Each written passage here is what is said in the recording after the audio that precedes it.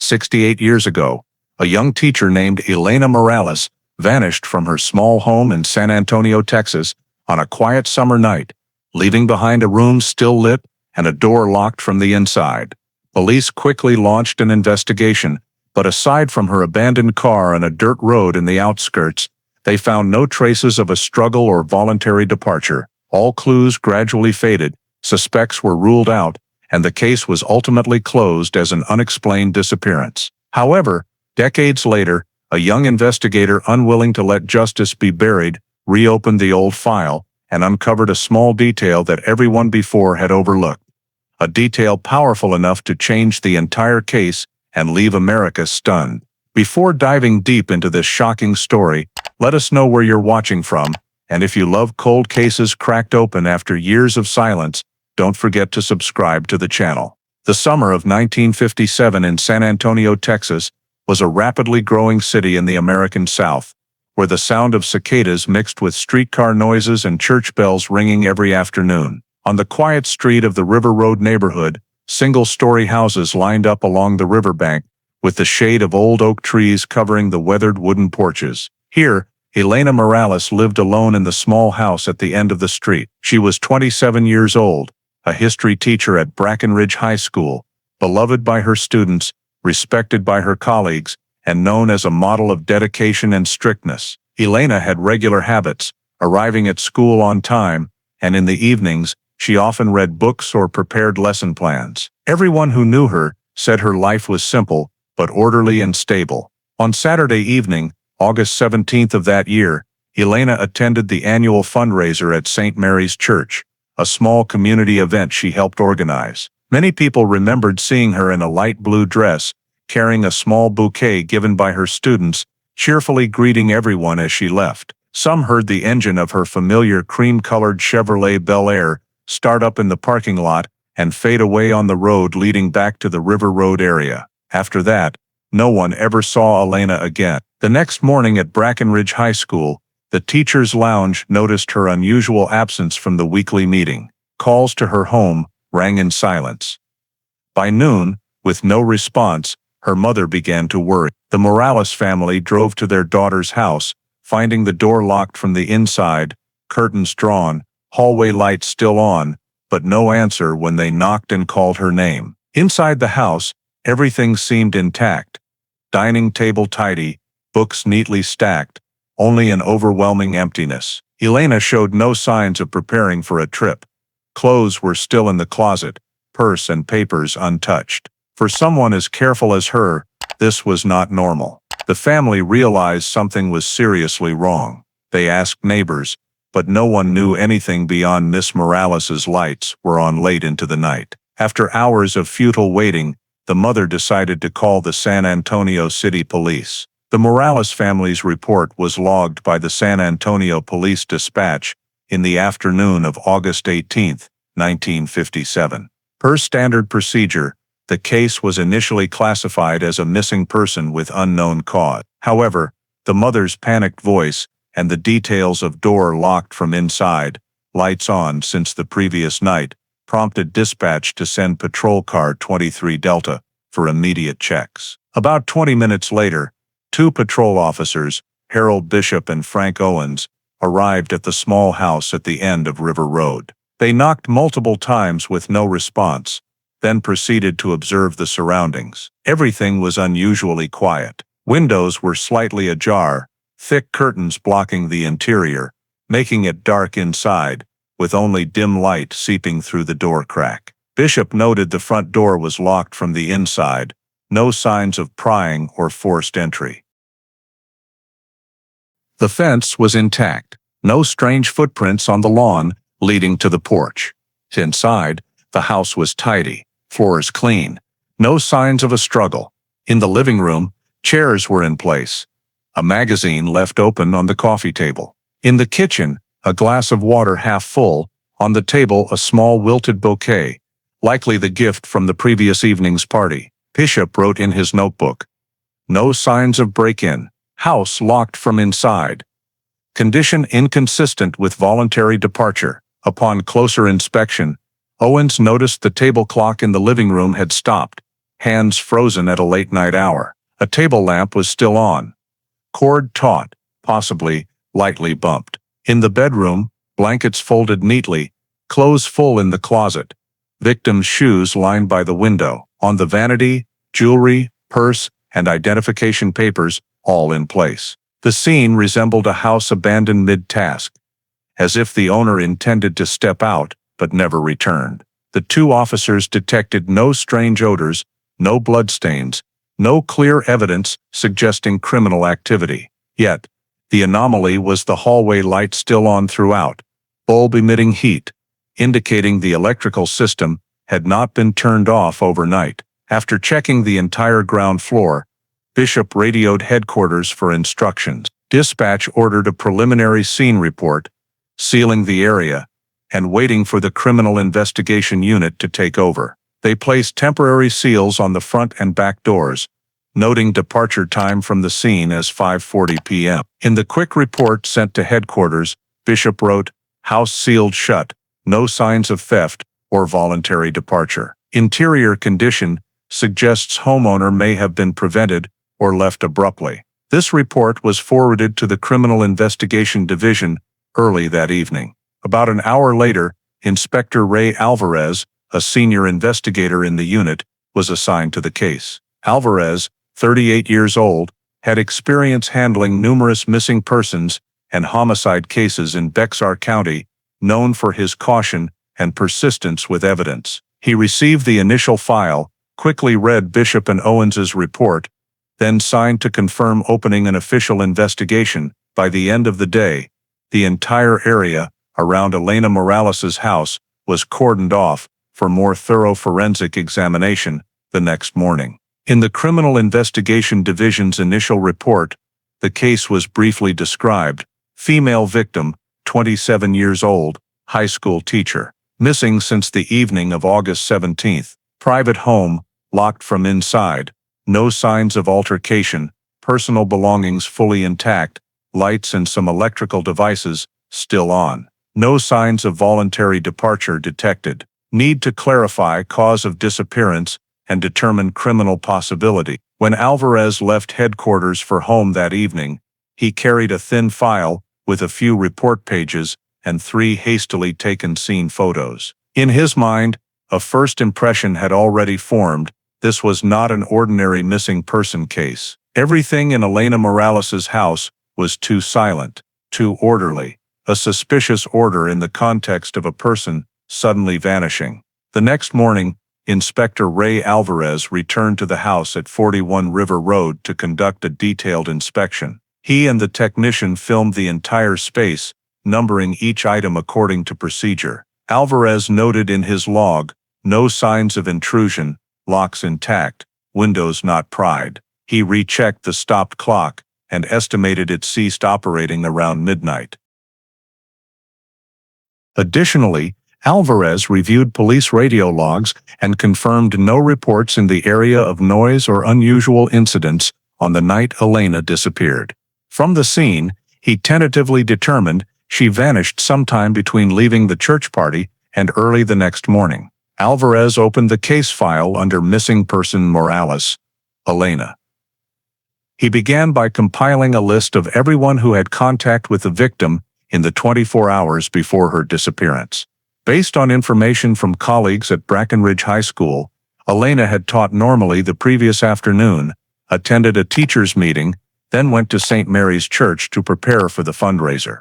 Party attendees were summoned to the police station for statements. Most confirmed Elena left the hall when the event ended, appearing normal, with no signs of anxiety or conflict with anyone. 2 said they saw her greet a few friends, then head to the parking lot carrying the small bouquet and drive toward River Road. No one saw anyone with her. Alvarez noted clearly. Last sighting of victim after 10 p.m. at St. Mary's Church area. No witnesses saw her afterward.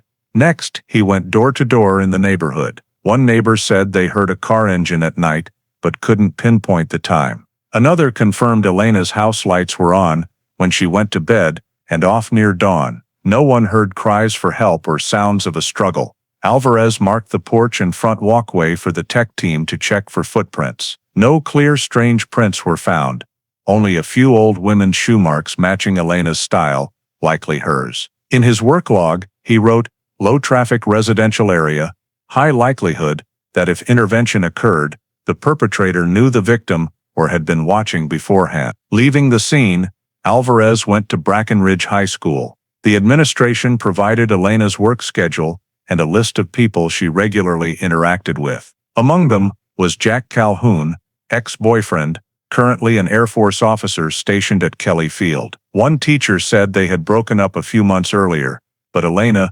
occasionally mentioned still keeping in touch. Alvarez noted Calhoun's name at the top of the list. That afternoon at the police station, the technician submitted a report on the victim's home phone records. In the call log, Alvarez noted an incoming call late at night, lasting a few minutes, from a number registered at Kelly Field. Cross-referencing records, it was Jack Calhoun's number. Alvarez requested verification of the call's timing and content. In his statement, Calhoun claimed he called Elena to check in and insisted he did not meet her that night. Though no incriminating evidence yet existed, Alvarez noted in the file, last known contact, Jack Calhoun, 29 years old, Air Force officer, needs monitoring.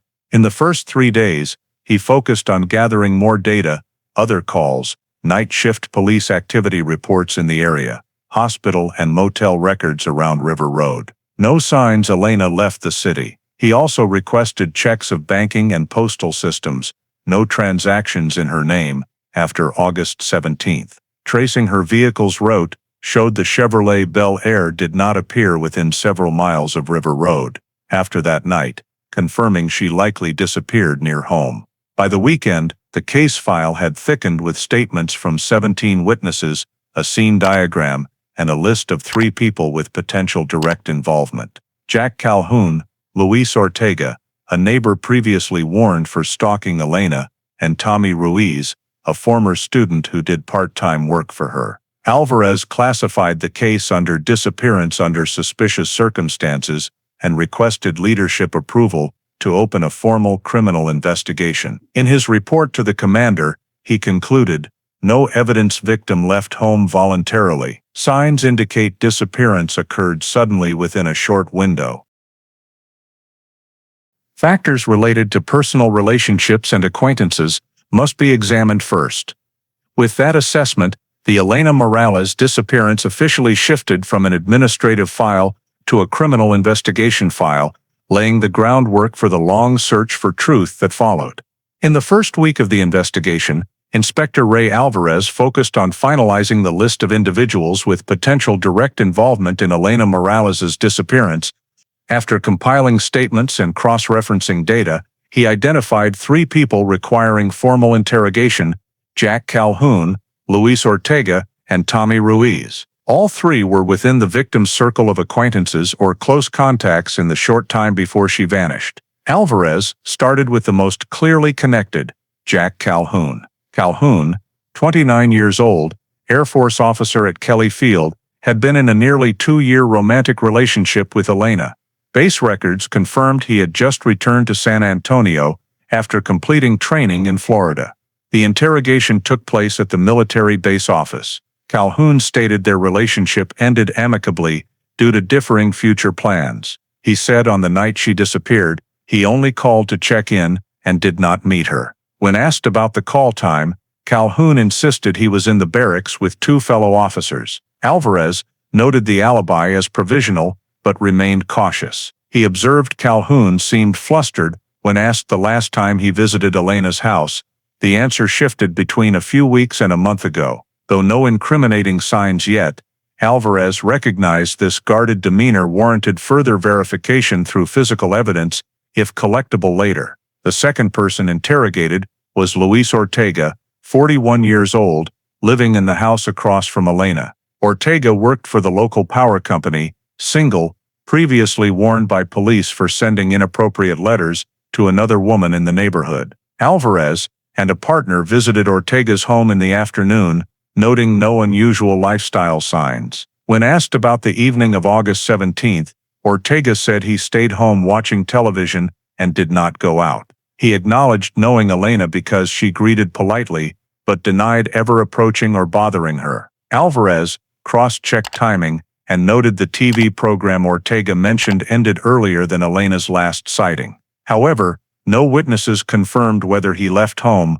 so the alibi could neither be refuted nor confirmed. Initial psychological report indicated Ortega tended toward isolation and limited social interaction, but had no prior violent record. After searching around the house, police found no suspicious items. Alvarez classified him as possible suspect, actions unverified. The third subject was Tommy Ruiz, 23 years old, a former student of Elena's who worked part-time at his family's pecan farm on the northern city outskirts. According to records, Ruiz came from a difficult background, performed poorly in high school, then quit to do manual labor. He knew Elena from school days and occasionally helped at the school moving materials when she needed. In recent years, Elena hired Ruiz a few times to paint fences and clean the yard. When summoned, Ruiz appeared visibly tense. He stated that on the evening of August 17th, he was home with family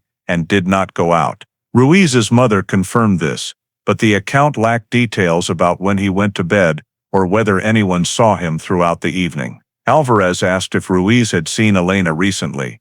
Ruiz said not for many months. However, Elena's colleague recalled her asking a former student to fix the fence the week before disappearing, prompting Alvarez to note the need for cross-verification. He requested checks of Ruiz's vehicles, including the small work truck, but lacked legal grounds to seize them.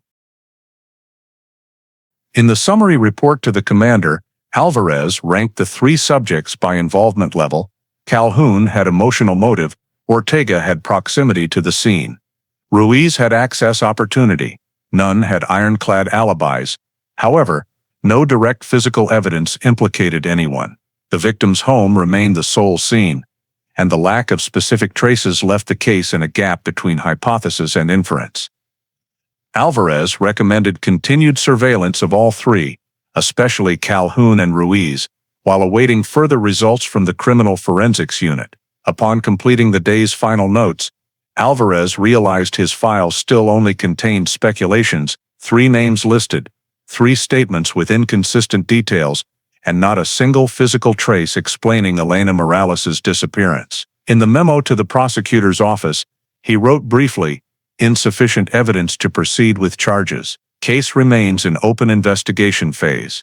With that outcome, the investigation entered a waiting period, while all leads seemed stalled at scattered statements and unfilled gaps. After 2 weeks of investigation with no significant results, the San Antonio police decided to expand the search for the victim beyond the River Road area. Inspector Ray Alvarez proposed a coordinated operation involving city police, local volunteers, and rescue units. The goal was to scour the entire route from St. Mary's Church to Elena Morales' home, while checking remote areas along the San Antonio River, places that could conceal evidence or the vehicle. Over 3 days, more than 50 police personnel and search dogs were mobilized. They divided the search area into 4 sectors, based on topographic maps and witness reports. The first team surveyed the main River Road route, the second checked adjacent neighborhoods, and the others focused along both river banks and open lots. On the morning of September 1st,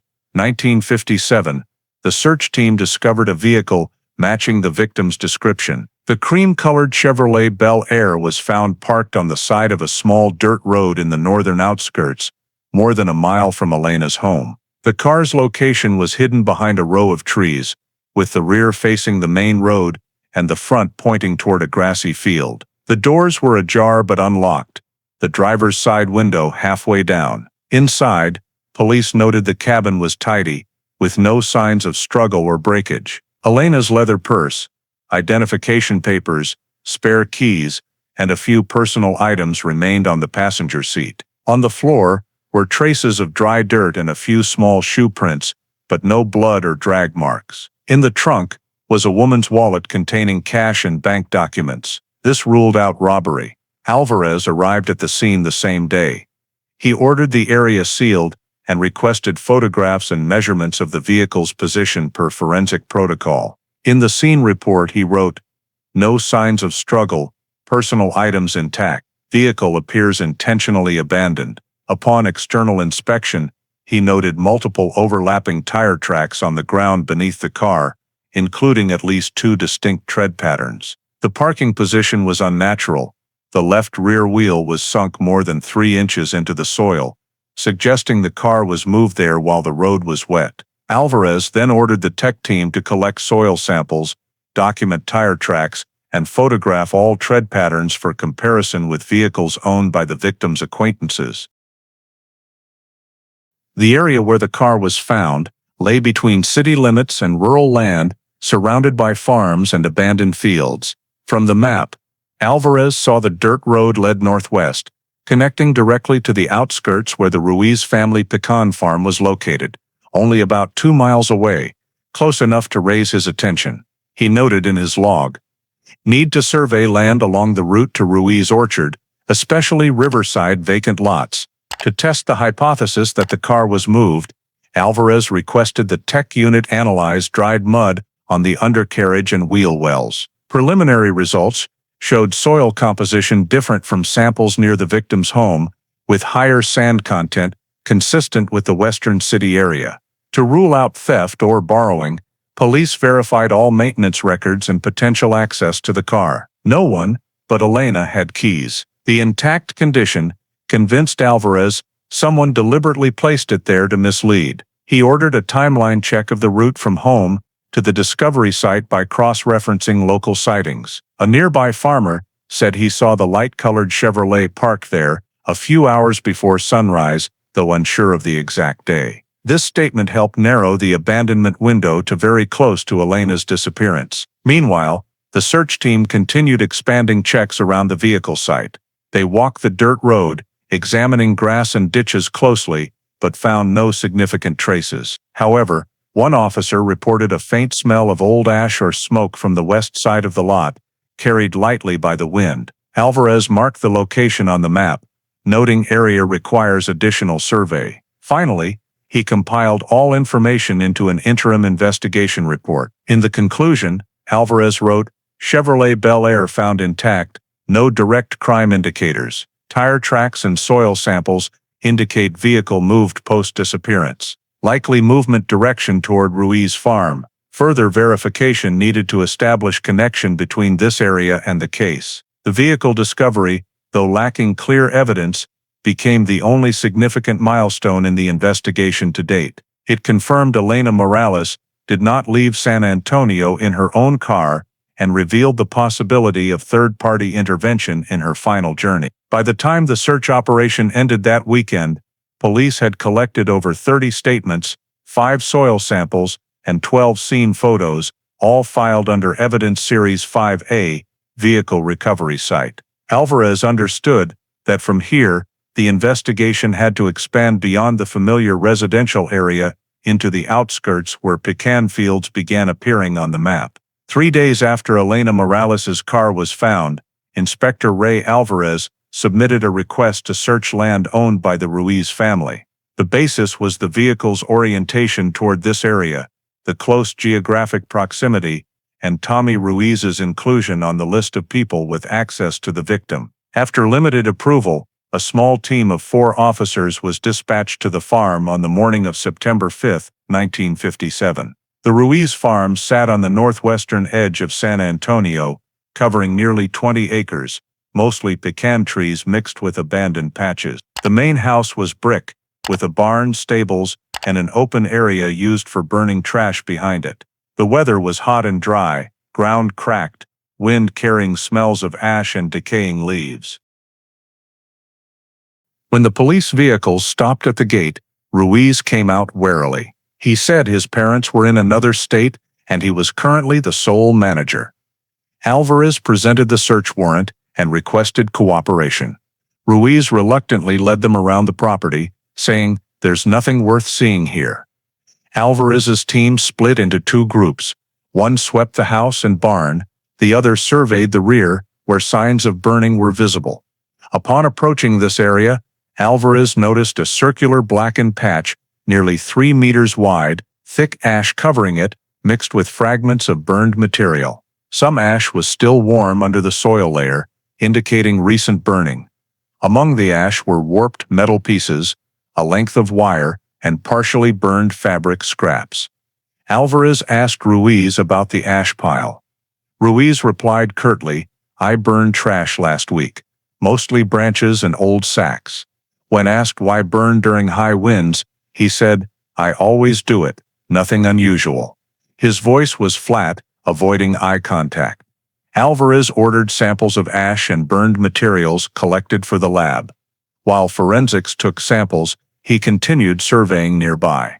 Near the western fence, he saw small sinkholes and patchy burned grass, as if fires had been lit multiple times in the same spot. No gasoline or accelerant smell, only wood ash and charcoal.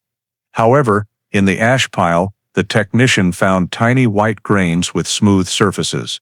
Under a field magnifying glass, they noted a structure similar to bone fragments, but could not confirm immediately.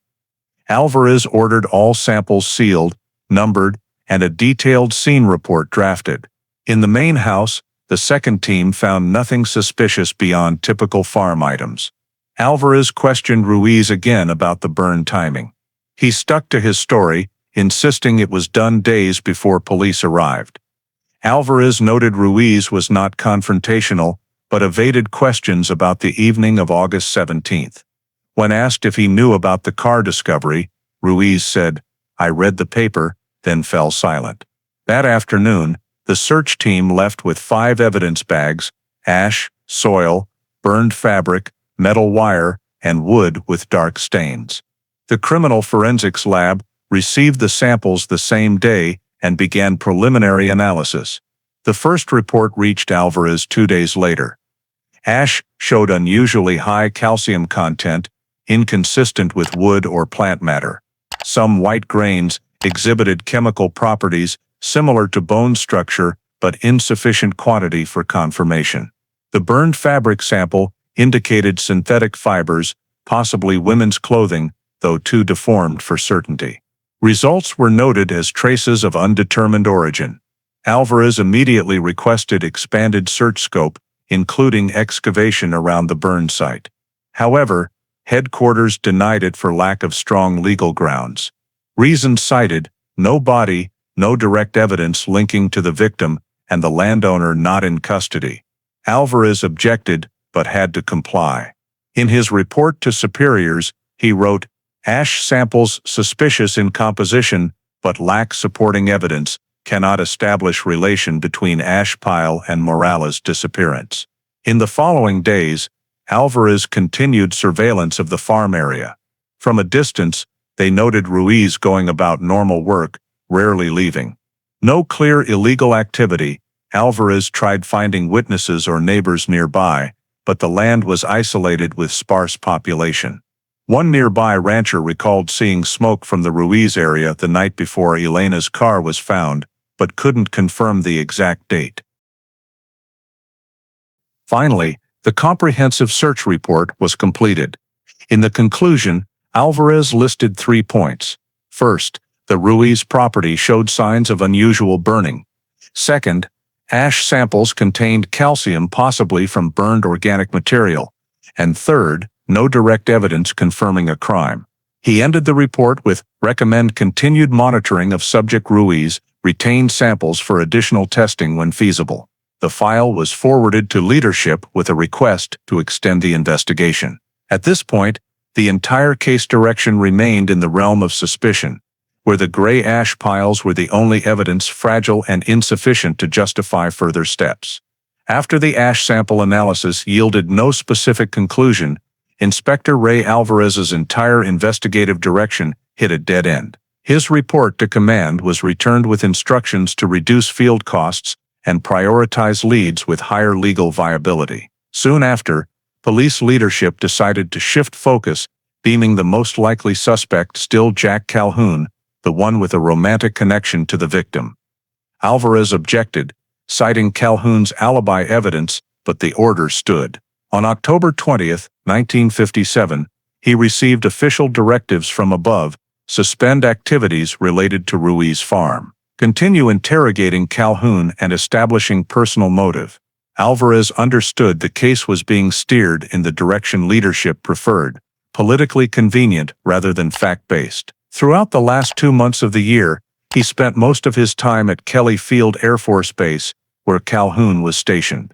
Military records confirmed the officer was present at the base on the night of August 17, coinciding with Elena's disappearance. 2 barracks roommates confirmed Calhoun was there all evening and did not leave the compound. Gate logs recorded his vehicle license plate did not exit the area. Alvarez reviewed all information and re-interrogated Calhoun. Calhoun was cooperative, providing details of the final call and even allowing inspection of his personal phone. Technicians confirmed the call lasted 4 minutes, nothing unusual. When pressed further on the relationship, Calhoun said they parted peacefully, that Elena was a good person, but we had different goals. The statement matched prior comments from Elena's colleagues. Alvarez submitted a report affirming Calhoun had solid alibi evidence. However, superiors still demanded continued exploration of potential romantic conflict. A week later, the investigation division received notice from the prosecutor's office. Absent new physical evidence, the Morales case will be reclassified as suspected kidnapping, insufficient criminal elements. This meant all manpower and funding would be withdrawn. Alvarez tried defending the Ruiz lead, but was overruled. He was ordered to transfer all evidence from the farm to storage, with no further excavation or testing allowed. In January 1958, investigative activities nearly ceased. Initial witnesses were recalled only to reaffirm statements, yielding no new details. Samples from the Ruiz property remained in the lab untouched by further requests. Alvarez frequently visited to review files, but could not act without approval. He began realizing the case was being prepared for closure on paper. Internally, many believed Elena Morales might have left town, followed someone, or been abducted by a stranger, vague theories that absolved ongoing search responsibility. By early March 1958, the San Antonio Police Department held its quarterly summary meeting. The Morales case was listed last among pending matters. The official investigation report stated, "No clear criminal evidence. No body or crime traces discovered. Case reclassified under suspected kidnapping. Investigation suspended pending new information." Alvarez signed the file handover, feeling heavy. He had spent nearly 7 months pursuing every lead, only for it to end with an administrative note. On March 12, 1958, the Elena Morales file was officially moved to storage at the Central Records Room, case number 5748A. All evidence, including ash samples, burned fabric, vehicle photos, and scene reports, was sealed per regulation. Alvarez submitted a final memo. Investigation yielded no specific criminal act. No direct witnesses. Recommend retaining samples in storage for future analysis. Upon completion, he was reassigned to an organized theft case in the city's south side. By month's end, the San Antonio Police Department's internal bulletin confirmed the Morales case temporarily closed for lack of criminal elements. On paper, it was just one missing person case among hundreds annually. But for Alvarez, he knew something had been left behind among the barren pecan fields on the northern outskirts, something he could not prove. With the administrative conclusion, Elena Morales' disappearance officially left the active investigation list, becoming a thin file lying silent in the cold metal cabinets of San Antonio's central storage. After the case was suspended in March 1958, the Elena Morales file was placed in the San Antonio Police Department's central storage. The file contained over 50 pages of documents, 12 scene photos, several statements, and 3 sealed evidence bags. In that year's summary report, the Morales case was marked with a brief note, "Criminal elements undetermined." After Alvarez left the unit, no one mentioned the young teacher who vanished in a Texas summer. The metal cabinets, holding hundreds of unsolved cases, were gradually moved to the basement of the new headquarters, and the Morales file lay among them, one of many unresolved disappearances considered closed. Over the next 2 decades, San Antonio changed rapidly. while the case was buried under layers of file dust. In the early 1970s, a records reorganization took place. Cases with no progress in over 10 years were categorized as permanent archive. The Elena Morales documents were transferred to the SAPD Records Division archive, placed in a box labeled 1950-1959 M.N. By then, those involved in the original investigation had transferred or retired. Ray Alvarez retired in 1974, living quietly in southern Texas. Ruiz remained at the farm before moving to a machine shop job on the outskirts. No one spoke of the August 1957 night or the gray ash piles that once troubled Alvarez. In 1983, a major fire broke out at the machine shop where Ruiz worked. The blaze started in the fuel storage area, destroying the entire facility. The fire department report noted 3 deaths, including Tommy Ruiz. His body was identified via dental records. No criminal signs. The incident was ruled a workplace accident. The name Ruiz appeared for the last time in city records with the note "Deceased. Accidental fire." 5 years later, in 1988, Jack Calhoun died of heart disease at his San Antonio home. Both men once suspected in Elena's disappearance were gone, and with time, all connections seemed to dissolve completely. In the late 20th century, advances in forensic identification and the National DNA Database brought renewed attention to old cases. In Texas, following reform directives from the State Department of Justice, the San Antonio Police Department was required to establish a unit dedicated to reviewing unsolved files, focusing on long-pending disappearances and homicides. In 1999, the Cold Case Unit officially began operations with 6 investigators, 3 forensic experts, and 1 archivist. Their first task was inventorying all pre-1970 pending files. Detective Maria Lopez, a young investigator recently transferred from Criminal Division, was assigned the 1950-1960 file group. In the initial inventory days, she opened dusty boxes, skimming hundreds of minor cases. Amid the old files, she found a thin folder with a faded label reading Morales, Elena, 1957. Inside were typed reports, Alvarez's handwritten notes, and faded scene photos. What caught Lopez's attention was the evidence appendix listing 3 items: ash, burned fabric, and a leather glove, all sealed but lacking detailed examination reports. In the final note, Alvarez had written, "Recommend retaining samples for analysis when conditions allow." Lopez reviewed the 1957 initial analysis report. Conclusion: calcium composition undetermined, origin inconclusive. She understood that at the time, forensic technology was limited, unable to extract biological samples from ash or burned material. 40 years later, DNA analysis advances could yield different results. In an internal report to the unit chief, Lopez proposed re-examining old evidence with retesting potential. The Morales file was prioritized along with 6 others. Upon visiting evidence storage for verification, Lopez was surprised to find the sealed bags intact, labeled with case number 5748A. The handwritten margin note, "Keep for future testing," stood out like a message from the past. Recognizing this as the only remaining lid, she immediately requested permission to unseal for modern forensic re-examination. Evidence bags numbered 5748A were opened under Forensic Division oversight. The first bag contained a brown leather glove, old and dry, with slight charring at the cuff. The second held blackened burned fabric with melted synthetic edges. The final bag contained gray ash and soil samples from the Ruiz farm backyard. All bore original seals and Inspector Ray Alvarez's signature in the corner.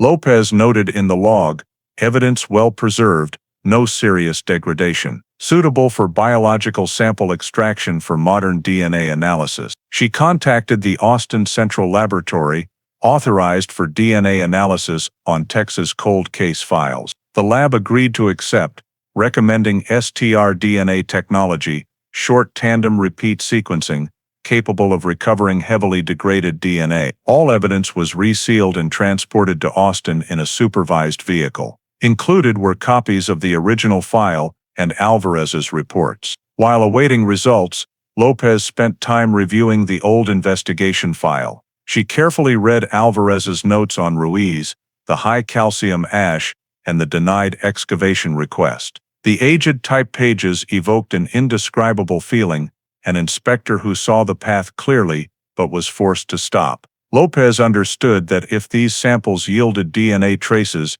it would be the first chance for the case to emerge from over 40 years of stasis. In early January 2000, the Austin lab sent the first notice. The burned fabric was too degraded for human DNA extraction. However, promising results came from the leather glove. Inside the lining, technicians found residual skin cells. After 2 weeks of STR processing, they isolated a complete DNA profile. Comparison results showed two components: female DNA, matching the reference hair sample from Elena Morales in the file, and an unidentified male DNA. Lopez received the report in mid-February. She immediately submitted a request to cross-check the male DNA with the National CODIS database. The system responded days later. The sample matched Earl Whitaker, born 1934, residing in Lubbock, Texas, with civilian work records and minor 1950s disorderly conduct convictions. Additional files noted Whitaker had worked at a San Antonio paper mill before changing jobs and leaving the city in 1960. Notably, in his personal file, he was recorded as close friend of Tommy Ruiz in youth. Lopez reread the line repeatedly. She flipped back to Alvarez's 1957 report and found Whitaker's name in the auxiliary witness list, but not formally interrogated, as no direct involvement. The glove DNA matching Ruiz's old friend suddenly provided a concrete link to the old investigation. She immediately drafted a summary report to the cold case unit chief. In it, Lopez wrote, "STR DNA analysis on leather glove evidence in Morales case confirms two profiles, female matching victim, male matching Earl Whitaker. Based on Whitaker-Ruiz connection, recommend reopening investigation targeting accomplice or key witness." After report approval, SAPD sent a background verification request for Whitaker to the Lubbock police. Records showed he lived in a small suburban home. No new convictions, occupation unclear. Lopez requested field travel to gather more information and cross-check statements, but first needed formal case reopening procedures. On March 10, 2000, she submitted to the Texas State Prosecutor's Office the petition reopening request, Morales Case 5748A. In the document, she asserted that the case contains verified DNA evidence capable of proving criminal act and identifying living involved party. The petition was approved that month, marking the Elena Morales disappearance, after over 40 years, returning to the active investigation roster. In her work notebook, Lopez wrote a brief note before starting the next phase: "The DNA results do more than reopen the file. They prove Inspector Alvarez was right. The answer lies on the Ruiz property, and someone touched the evidence he could never decipher." After receiving approval to reopen the file, Detective Maria Lopez traveled to Lubbock, Texas, to verify information on Earl Whitaker. He was now 66 years old, living in a small wooden house in the city's western residential area. According to civil records, Whitaker worked seasonally at a nearby woodworking shop, with no convictions in the last 4 decades. Local police described him as reclusive, minimally social, and non-disruptive. Lopez coordinated through local authorities and arranged a voluntary interview at the Lubbock police station. Whitaker arrived on time, thin, with sparse gray hair and cold eyes. When asked about the Morales case, he appeared surprised, claiming he had never heard the name. Lopez placed copies of Elena's photo and the glove found at the scene on the table. He glanced briefly and shook his head. "I don't know who this girl is, and I've never owned a glove like that." His voice was calm without hesitation. Lopez presented the DNA analysis results, explaining that biological material extracted from inside the glove matched his profile in the Texas state database. Whitaker reacted mildly, frowning slightly, then said, "I don't understand any of that. There must be a mistake." I've never given DNA except when I was arrested years ago for fighting. This statement caught Lopez's attention. She urgently requested Whitaker's archived records from San Antonio within a day. The 1957 report arrived. Earl Whitaker and Tommy Ruiz had been arrested together for disorderly conduct near Brackenridge High School, where Elena Morales taught. Both were released after paying an administrative fine. The incident report, filed by local patrol, noted they were intoxicated and causing noise at the school gate. Lopez read every line carefully, then cross-referenced Ruiz's file from the same year. Indeed, the two were connected. Both were in their mid-20s, worked at factories in West San Antonio, and socialized in the same group. This relationship was not mentioned in Inspector Alvarez's original file because no one considered them linked. When Lopez returned to Lubbock, she asked Whitaker about his relationship with Ruiz. He initially denied it, but when she read the 1957 incident report aloud, he paused for several seconds before saying, "Yeah, I knew him. Back then we worked together at the paper mill, just drinking buddies. He moved away later, and I lost touch." Lopez asked when he last saw Ruiz. He replied, "Probably that same year, but I'm not sure." Whitaker's demeanor changed noticeably. Eyes averted, hands gripping the table edge, Lopez recorded the entire interview and drafted a detailed report. After the meeting, she returned to San Antonio to cross-check data. From 1956, 1957 paper mill personnel records, Whitaker and Ruiz worked in operations and quit within months of each other. Several former co-workers confirmed they often went out together on weekend evenings. Lopez realized their connection was deeper than admitted. In her investigation notebook, she wrote, "High likelihood the two subjects were close. Need to verify their movements around August 17, 1957. She continued searching for witnesses who may have interacted with Whitaker during that period. After weeks of review, Lopez uncovered an old paper mill HR list with names of female workers and mutual friends. One was Josefa Alvarez, then a secretary, now over 70, and living in San Antonio. When interviewed, Josefa recalled Ruiz and Whitaker were very close, often attending gatherings, and sometimes bragging they knew a young teacher at Brackenridge. She didn't remember the teacher's name, but said Ruiz once showed a photo of a woman in a blue dress, matching Elena's outfit from her final party. Lopez recorded the statement and added it to the file. The scattered details began forming a larger picture. Ruiz knew Elena from her student days and maintained contact. Whitaker was Ruiz's close friend, and the two had appeared together near her school in the year of the disappearance. Lopez concluded Whitaker's DNA on the glove indicated his presence at a point connected to the victim, directly or indirectly. She submitted a report to superiors, recommending expanded investigation into the link between Ruiz and Whitaker on the night of the disappearance. By late April 2000, the Cold Case Unit approved Lopez's request. A small team was formed to review all witnesses who knew the two men. Lopez directed collection of friends, co-workers, and neighbors near the Ruiz farm in 1957. Her goal was not only to confirm their connection, but to find anyone who could provide information about the night of August 17, the night Elena Morales vanished. In her work log, Lopez wrote briefly, "Earl Whitaker denies everything, but evidence shows he knew Ruiz, and Ruiz knew Elena. Three paths converge at one point. Need to find who stood closest to them while all were still alive." In June 2000, as the Cold Case Unit's witness review continued, Detective Maria Lopez received an unexpected call from an elderly woman in Corpus Christi.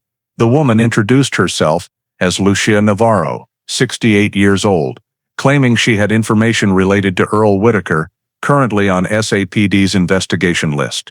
Lopez arranged an in-person meeting at the city police station the next day. Navarro arrived on time, frail, speaking slowly but clearly. She carried an old bag with several black and white photos from her youth, including one she confirmed was Whitaker. When Lopez asked their relationship, Navarro said they dated for a few years, starting in the late 1970s, after she moved to Lubbock to work at a tailor shop. According to Navarro, while living together, Whitaker rarely spoke of his past, but occasionally, when drunk or sleepless, he said things that troubled her. She recalled one night, in 1979, when Whitaker came home intoxicated and said, "Some things are buried forever in San Antonio, and no one remembers that teacher anymore." When Lopez pressed, Navarro said she didn't understand at the time, thinking it was just rambling. But years later, reading about Texas police reopening old cases, the memory resurfaced.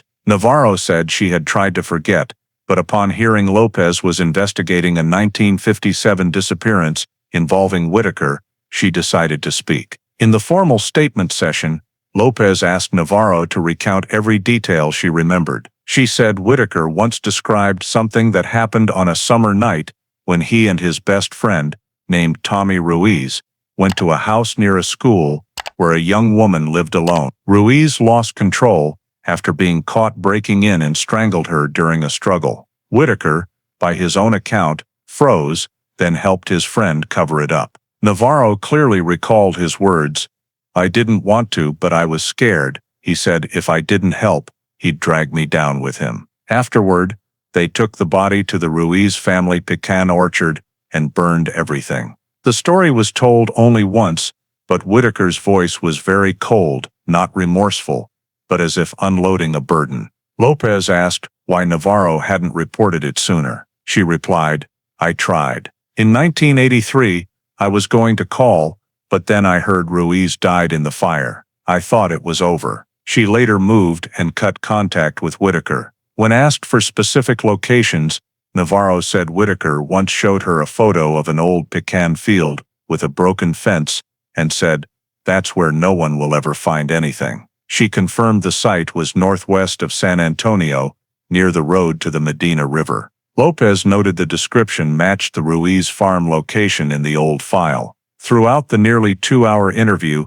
Navarro remained consistent, with no contradictions on key details. She provided two notable points. First, Whitaker said the victim knew him from before, meaning she was acquainted with Ruiz. Second, he described smoke rising like clouds when they burned the body, matching the 1957 report of an unusually large ash pile at the farm. Lopez noted, "Witness account highly detailed and consistent, contains information matching original file, likely based on real experience." For verification, Lopez requested timeline comparisons with historical data. Land records confirmed the Ruiz farm remained family-owned until 1965, as Whitaker had called it, "my friend's land." The 1983 fire report also confirmed Ruiz's death at a machine shop, aligning with the friend who died, Whitaker mentioned. Combined, Lopez concluded Navarro's statement could not be coincidental. Finally, the statement transcript, over 10 pages, was completed. Navarro signed each response, agreeing to cooperate with police if needed. In the internal report to the Cold Case Unit Chief, Lopez wrote, "New witness Lucia, Navarro provides direct account of Earl Whitaker's confession related to Morales' case. Location and body disposal details match old file. Consistency verified through historical data. Cross-check. Recommend surveying designated site for additional physical evidence." At the end of the session, Lopez thanked Navarro for coming. The woman paused, then said, "I just hope her soul finds peace." It was the first time in over 40 years that the Elena Morales disappearance had a witness providing a specific account of what happened on that summer night in 1957. After verifying Lucia Navarro's statement, Detective Maria Lopez submitted a detailed report to the Cold Case Unit Chief, along with a request to excavate the site identified by the witness. Review of old San Antonio maps confirmed the coordinates Navarro provided fell precisely within the boundaries of the former Ruiz farm, now abandoned for decades. The San Antonio Police Department, after consulting the Texas State Prosecutor's Office, approved a limited search under regulations for excavation in aid of criminal investigation. A forensic team of 8 was formed, coordinating with 2 criminal archaeology experts from the University of Texas. Operations began on the morning of September 14, 2000. The site was located nearly 30 miles northwest of downtown, bordering the Medina River. From afar, Rows of old withered pecan trees were still visible, trunks broken and fallen. The terrain sloped gently, interspersed with weeds and charred stumps. Upon arrival, the technical team identified 3 suspicious points using aerial photos and ground-penetrating radar data. The main area was circled in a roughly 2-square-meter section with darker soil than surroundings. After removing the layer of grass and dry leaves, the archaeology team discovered a thick ash layer nearly 10 centimeters deep, beneath which was soil showing signs of fire spread. Quick spectral analysis indicated burn temperatures exceeding 800 degrees Celsius, not typical of ordinary trash burning. As they dug deeper to about 30 centimeters, they began finding small white fragments scattered, only a few millimeters in size. Under sunlight, these pieces gleamed like porcelain, but were brittle and light. An on-site forensic expert determined these could be fragments of human bone burned at high temperature. The entire area was immediately marked and divided into grids for systematic sampling. Simultaneously, another technician discovered a small metal piece buried in the ash layer, covered in gray dust. After cleaning, it was part of a silver ring, deformed but with 2 legible engraved letters inside. E.M. Lopez stood nearby, staring at the marking for a long time before noting in the report, "Evidence 12A silver ring fragment engraved with E.M. recovered from central excavation point. Depth 32 centimeters." Over the next 2 days, the excavation team worked continuously under police and prosecutor supervision. In total, they recovered 214 bone fragments, some assemblable into small bone sections, along with ash, soil, burned metal, and a deformed wire piece. All samples were sealed separately, coded, and transferred to the Austin Forensic Lab for analysis. Before leaving the site, the archaeology team confirmed the area had been used for repeated burnings, with charcoal and ash layered. They concluded at least 2 burning phases occurred, one reaching extreme temperatures, likely to completely destroy organic material. At the Austin lab, identification took over 3 weeks. Bone samples were cleaned and structurally analyzed. Results confirmed human bone, female gender, age approximately 25 to 30. Many fragments showed calcium characteristics matching adult humans, with no clear pathological signs. From the 3 largest bone pieces, technicians extracted microscopic marrow and isolated DNA. Due to high degradation, they applied multiple rounds of STR gene amplification to replicate genetic material. After nearly 2 weeks, the first results were sent to SAPD. DNA from the bone fully matched the hair sample from Mrs. Dolores Morales, the victim's biological mother, stored in the 1957 original file. The lab's official report stated 99.98% match. DNA source shares mother-child lineage, with reference sample Elena Morales. Remaining bone fragments also showed consistent age and gender traits.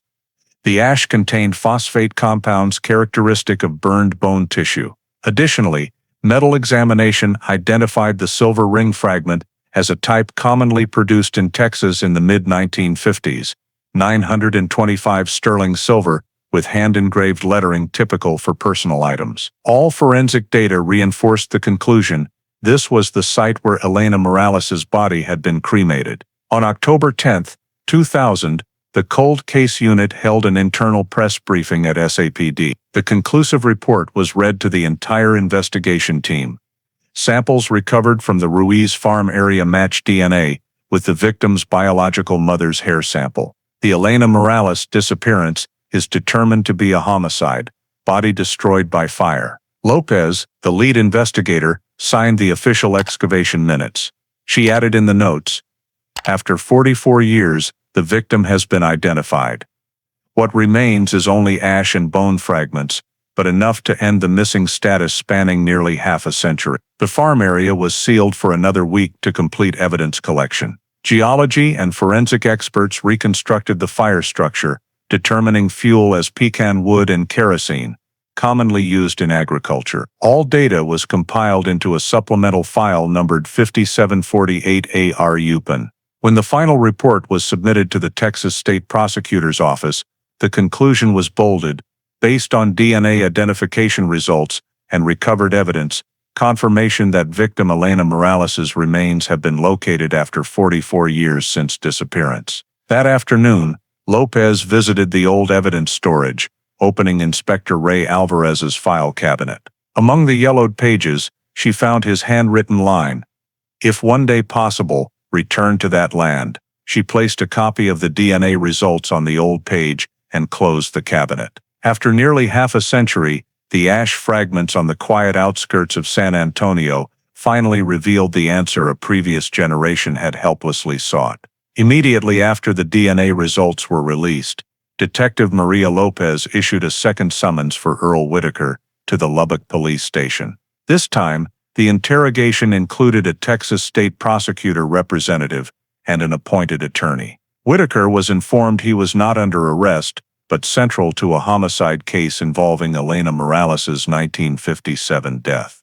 The confrontation occurred on the morning of October 18, 2000, in a standard interview room, fully audio and video recorded. Lopez prepared a thick file, DNA results, excavation minutes, witness Lucia Navarro's statement, and photos of newly recovered evidence. Upon entering, Whitaker looked weary, thinner than the first meeting. He sat, hands clasped, eyes on the table. Lopez began calmly, reminding him of his right to silence and attorney presence. After confirming understanding, Whitaker nodded and agreed to answer. Lopez opened the file, placing the photo of the EM-engraved silver ring fragment, excavation site images, and DNA victim identification report on the table. She then presented the glove examination results, evidence bearing Whitaker's DNA. Speaking slowly, "We have proof you were present at the site where Elena Morales' body was burned." Whitaker did not respond immediately. He looked at the photo, sighed, eyes lingering on the ring. "I didn't kill her," he said quietly. Lopez did not reply, only started the recorder, asking him to recount everything he remembered from summer 1957. He was silent for a long time. Then, as if surrendering, Whitaker said, "I was there, but I didn't do it." His voice was hoarse, slightly trembling. The attorney signaled to stop. But Lopez only repeated, "Clarify what there means." He replied, "At Ruiz's farm, that night he called me to help. Said there was trouble." According to his account, on the night of August 17, 1957, Whitaker was at a boarding house near the paper mill when Ruiz drove up. He was panicked. With scratches on his hands and smelling of alcohol, Ruiz said something terrible happened and needed immediate help. Whitaker went with him to the farm. Upon arrival, Ruiz explained he had gone to teacher Morales' house to talk, but when she told him to leave, he got angry, broke back in, and strangled her during a struggle. Realizing she was dead, he panicked and brought the body to the farm. Whitaker said Ruiz threatened him, "If you don't help, you'll go down with her." Ruiz forced him to burn the body to erase traces. Lopez asked, "Did you see the victim yourself?" Whitaker nodded, paused, then said, "Yes." He wrapped her in a blanket. "I helped carry her to the backyard. I couldn't think of anything else. I just wanted out." He poured kerosene and lit it. He described flames erupting, thick smoke, acrid burning smell.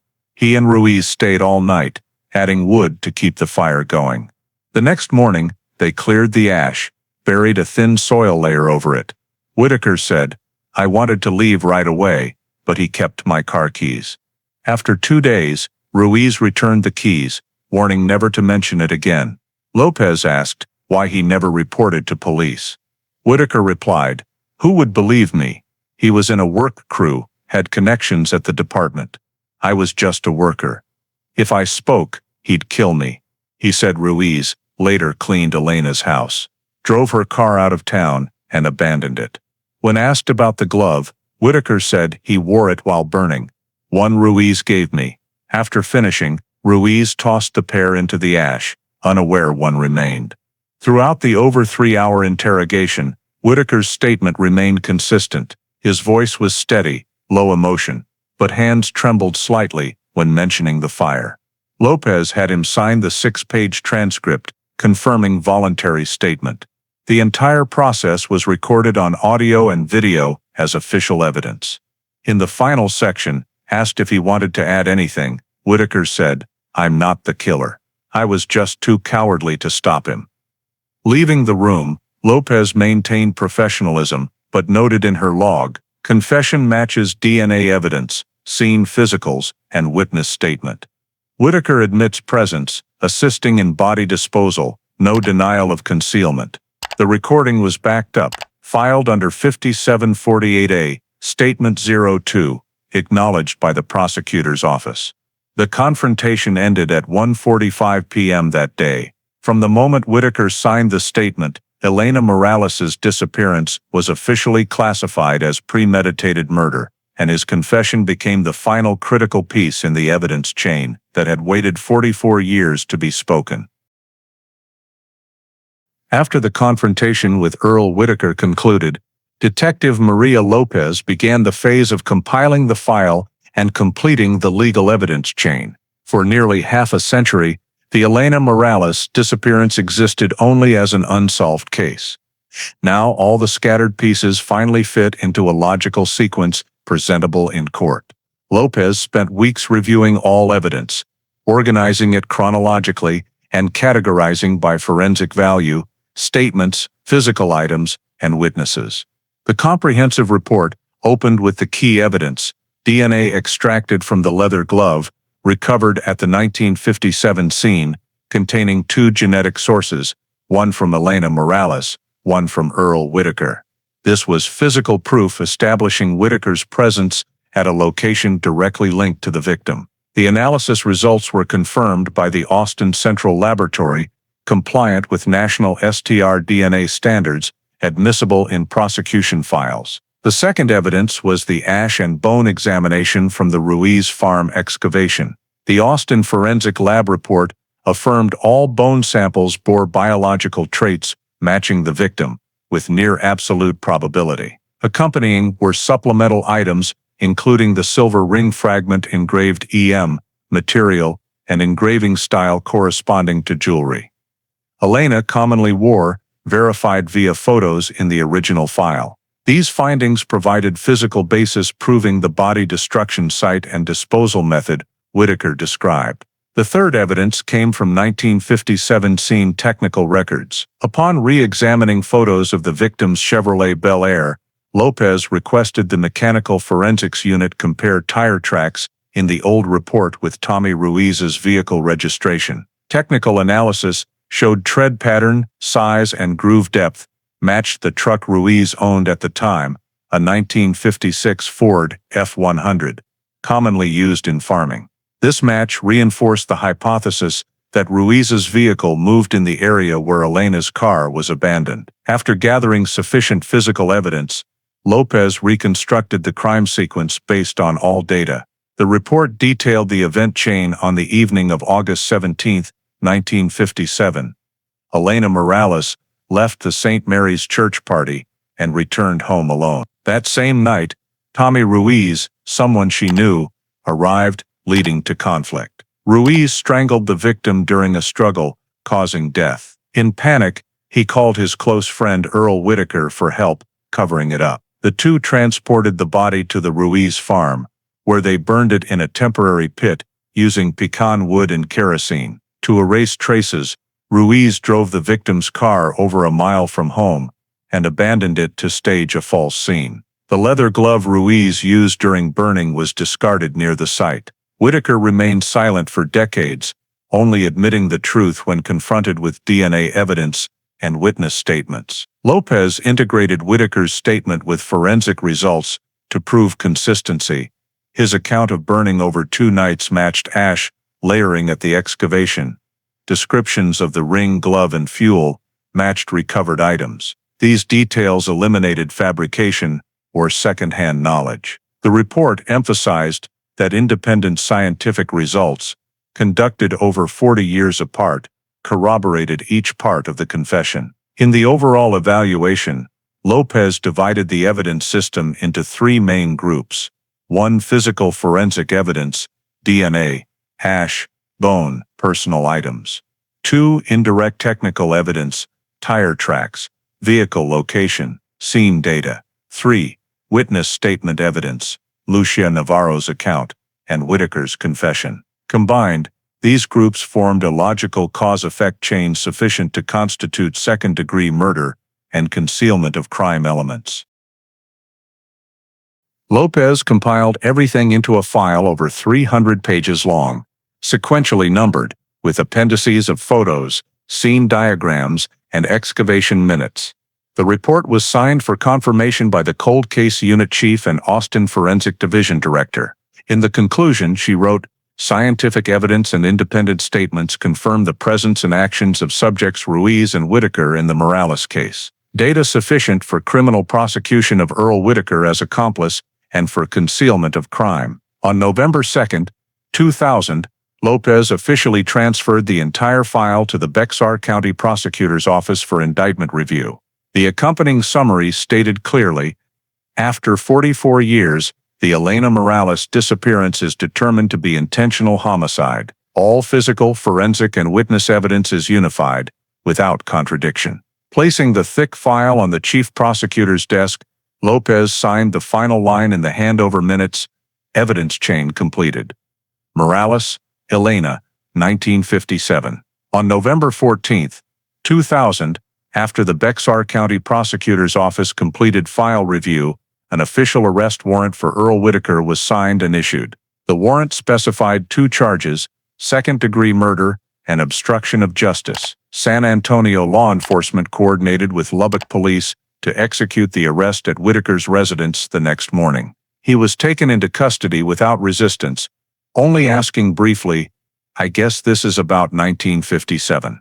Police did not respond. The arrest was smooth, filmed for documentation, and filed. Immediately after, Whitaker was flown to San Antonio and held at the Central County Jail. During medical intake, he was calm, showing no resistance or panic. The same day, the prosecutor's office held a joint press conference with the San Antonio Police Department. The spokesperson announced to the media, "After 44 years, the 1957 disappearance of teacher Elena Morales has been resolved. DNA analysis results, witness statements, and over a year of investigation have identified the perpetrator." The release detailed the use of modern DNA technology in solving a cold case, emphasizing it as one of Texas's longest pending cases resolved through scientific evidence. The spokesperson thanked the Cold Case Unit and Austin Forensic Lab for persistent efforts to deliver justice for the victim and family.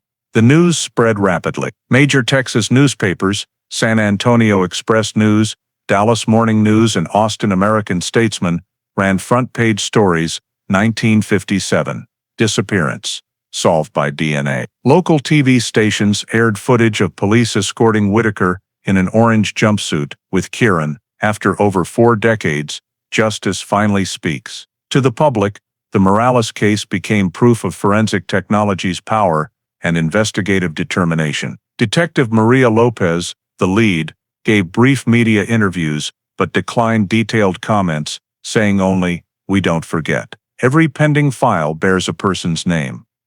This is one of them." The quote was repeated in many reports. Under public pressure, the prosecutor's office confirmed full prosecution of Whitaker with complete legal evidence, including DNA results, confession, and independent witness statements. Meanwhile, in the old neighborhood where Elena lived, many elderly residents who remembered the disappearance expressed astonishment. Some former students told media they never expected resolution. TV networks produced retrospectives replaying 1950s Brackenridge High School footage with narration. The woman who vanished from San Antonio in summer 1957 now has an answer.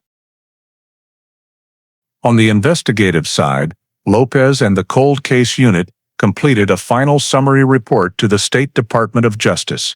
The nearly 200-page document detailed the case-breaking process, from discovering old evidence, DNA analysis, to linking subjects. It was evaluated as a model for similar cold cases, especially emphasizing long-term evidence preservation under proper standards. Forensic professionals hailed the Morales case as a milestone in DNA application in Texas. On November 17, Whitaker was arraigned at Bexar County Court, where the prosecutor read the indictment. In the initial hearing, he pleaded not guilty, maintaining he did not directly kill. A temporary public defender was appointed. The prosecutor outlined key evidence, requesting no bail due to charge severity. The judge approved, scheduling pretrial in 2 months. Media were allowed to observe procedures, but not approach the defendant. At the San Antonio Police Department, the atmosphere was tense yet relieved. The cold case unit received praise from leadership and colleagues. In a brief wrap-up, the unit chief said, "We've proven time cannot erase guilt as long as someone persists in searching." Lopez stood in the back, quietly taking notes, feeling the end of a journey over a year since opening the dusty box labeled Morales, Elena. News of the arrest spread beyond Texas, picked up by National Wire Services. The New York Times legal section wrote, "A young detective brings justice back after 44 years." True crime TV shows listed Morales among exemplary DNA-solved cold cases. To the public, the case not only closed a mystery, but showcased modern forensic science progress. On November 20, 2000, the San Antonio Police Department issued its final investigative phase release. Subject Earl Whitaker, indicted for second-degree murder and obstruction of justice. The 1957 Elena Morales disappearance determined to be intentional homicide. DNA evidence, statements, and physical items independently verified. Prosecution process transferred to Bexar County Prosecutor's Office. The release was printed on SAPD letterhead, closing the criminal investigation over 44 years after the disappearance was reported. Earl Whitaker's trial opened on February 3, 2003, at Bexar County Court, San Antonio. After over 2 years since arrest, this was the first public presentation of the full Morales case file to the public and media. The court scheduled a 2-week trial,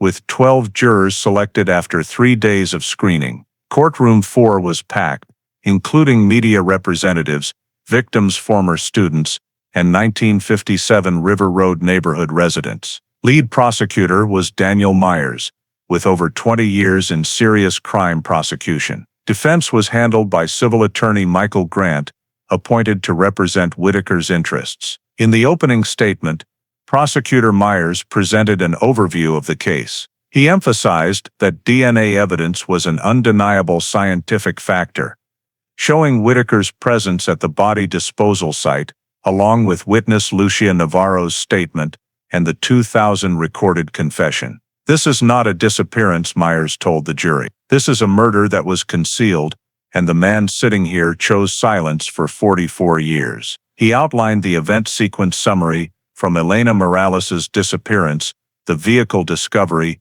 to excavation results and DNA samples. The prosecution stressed that Whitaker's actions were not merely concealment, but directly contributed to evidence destruction, delaying justice for decades. Defense attorney Grant, in his opening rebuttal, presented a different argument. He said Whitaker did not deny being at the Ruiz farm, but that did not prove involvement in the killing. "My client was a threatened witness, not an accomplice," Grant said. "For years, he lived with fear and guilt. No evidence shows he had motive or actions to take Miss Morales' life." The attorney urged the jury to consider time elapsed, age, and potential memory errors in witness Navarro, while arguing DNA results only proved presence, not specific role. The trial entered the evidence presentation phase. The Austin Forensic Lab sent 2 experts to directly explain the DNA identification process on the leather glove. They described how STR technology isolated 2 separate gene sequences, the second fully matching Whitaker's biological profile. The lead technician affirmed, "Random match probability is 1 in 3.8 billion. When questioned, he confirmed no possibility of testing error. Next, the forensic archaeology expert projected images of the Ruiz farm excavation area, describing bone, ash, and engraved silver ring fragment recovery. The scene photos silenced the courtroom. Lucia Navarro was called as the fifth witness. She recounted calmly but clearly, repeating Whitaker's 1979 words about what happened in San Antonio and the teacher he and Ruiz burned. When defense counsel asked why she waited until 2000 to report, she replied, "Because I was scared, just like him. But when I heard they found her, I knew I had to speak." Cross-examination tried to undermine her reliability, but she held firm on details, consistent with prior statements. The jury was instructed to note alignment between Navarro's account and forensic results. Next, the prosecutor played the recording of Whitaker's 2000 confession. His voice sounded slow and weary. "I was there. He told me to help burn the body. I didn't stop him." As the recording ended, many in the courtroom fell silent. The prosecution concluded evidence with a timeline comparison table between statements, DNA samples, physical items, and geographic data, all matching. The defense opened rebuttal by calling two former paper mill witnesses who confirmed Whitaker was gentle, not aggressive at work. They also said Ruiz was prone to losing control when drinking. Attorney Grant argued Whitaker's help in body disposal did not mean active complicity, but being threatened. He asked the jury to consider circumstances and client's age, while questioning potential coercion in interrogation. In the final rebuttal, Prosecutor Myers countered that no defense could negate Whitaker's active role. He reprojected the scene diagram, pointing to the burn site and fire structure simulation, emphasizing maintaining fire for 2 days required more than one person, and Whitaker was there the entire time. He ended briefly, 44 years of silence is not fear. It is a choice. The trial lasted 10 days. Throughout, media continuously updated, calling it an old case tried with modern justice. The courtroom was always packed. Reports detailed the prosecution's DNA evidence as an unassailable wall. On February 14th, the court entered final arguments. Both sides addressed the jury. Attorney Grant stressed Whitaker lived half his life in silence, no recidivism, now seeking fair judgment. Prosecutor Myers responded by reading aloud Inspector Ray Alvarez's 1958 log entry. "I believe Miss Morales was murdered, but cannot yet prove it." Myers said, "Today, we can prove it." After both sides concluded, the judge ordered the jury to deliberate. The 12 men, 4 women, were led to a sealed room to review all evidence and statements. They received legal instructions on active accomplice definition and second-degree murder standards under Texas law. Deliberation began at 3:20 p.m. and lasted hours amid courtroom anticipation. No one spoke loudly, only the wall clock ticking steadily. It was the final moment of a legal journey spanning nearly half a century, when Earl Whitaker's fate and the Elena Morales case rested with 12 ordinary San Antonio citizens. After over 8 hours of deliberation, on the morning of February 15, 2003, the Bexar County Court jury returned to the courtroom. The room fell dead silent as the judge asked the foreperson if a verdict had been reached. The middle-aged man stood, holding a folded paper, and read clearly, "We, the jury, after examining all evidence, find defendant Earl Whitaker guilty of second-degree murder and obstruction of justice." The courtroom remained hushed.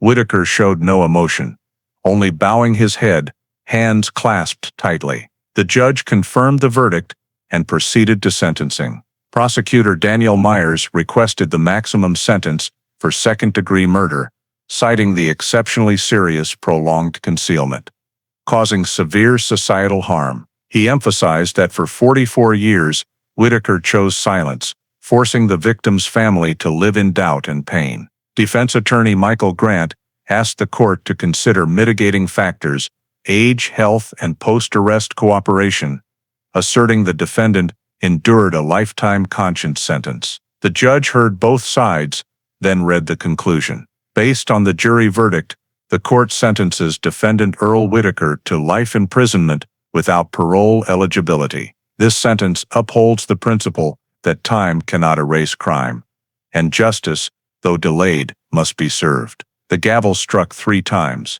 The verdict took immediate effect. Whitaker was escorted from the courtroom by judicial police. Passing the gallery, he glanced back briefly, eyes vacant. No one in the room spoke. Outside the courthouse, the prosecutor's office spokesperson read a press statement.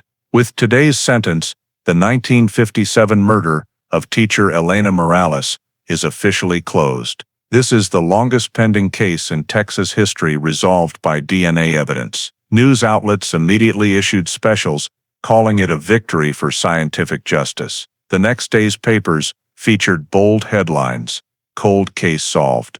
After 46 years, Justice for Morales." Internally at the San Antonio Police Department, the Cold Case Unit held a closed summary meeting.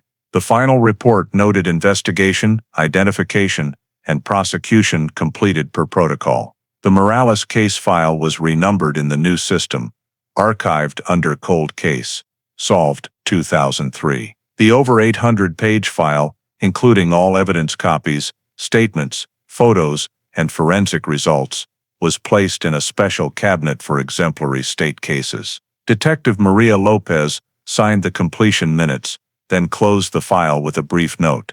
"Closed, confirmed by DNA and confession." In the internal report, she wrote, "Today's sentence not only delivers justice for the deceased, but proves the value of long-term evidence preservation and investigator persistence." Records noted this as the third case solved by DNA technology since the Cold Case Unit's establishment. The next day, the prosecutor's office sent thank you letters to participating units: Austin Forensic Lab, University of Texas, and Lubbock Police. The letter ended, "Persistence has brought justice back from what seemed forgotten." With the life sentence without parole, Earl Whitaker was transferred to Huntsville State Prison to serve. The Elena Morales case, after nearly half a century, officially closed with a legally binding verdict, ending a long chapter in Texas judicial history, where the old ash fragments were finally called by their true name.